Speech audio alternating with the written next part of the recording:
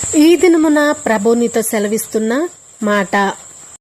Praise lord. మన ప్రభువును ప్రియరక్షకుడైన యేసుక్రీస్తు వారి అతి శ్రేష్టమైన నామంలో మీ అందరికీ నా యొక్క హృదయపూర్వక వందనములు. ప్రియ సహోదరి సహోదరులారా, అందరూ బాగున్నారు కదా?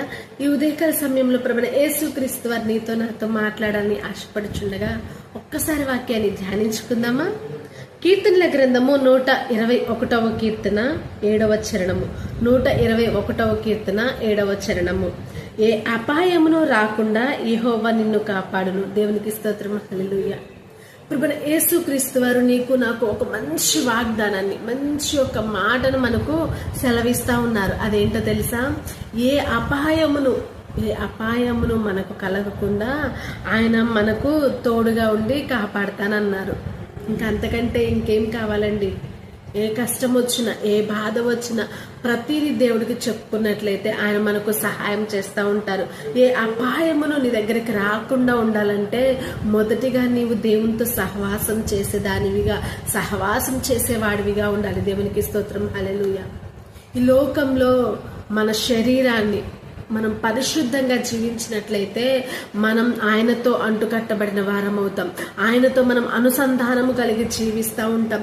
ఆయనతో మనకు ఒక గొప్ప బంధము ఏర్పడతా ఉంటుందండి.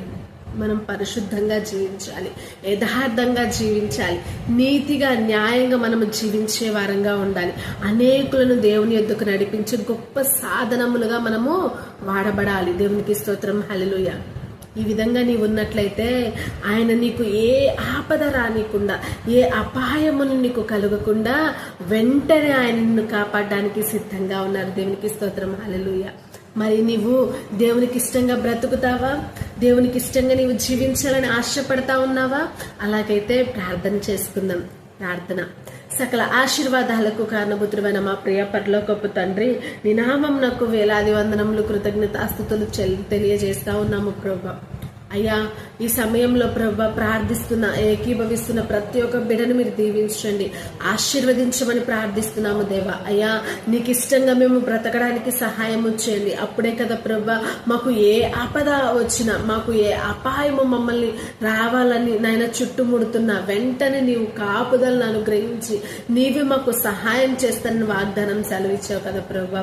సహాయం చేయండి అయ్యా. నేను ఈరోజు చెప్పిన ప్రతి మాట యేసు నామం మా జీవితాల్లో నెరవేర్చబడును గాక. దీవించి ఆశీర్వదిస్తారని నమ్మొచ్చు.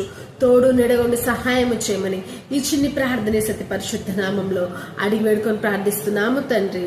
ఆమేన్. Praise lord.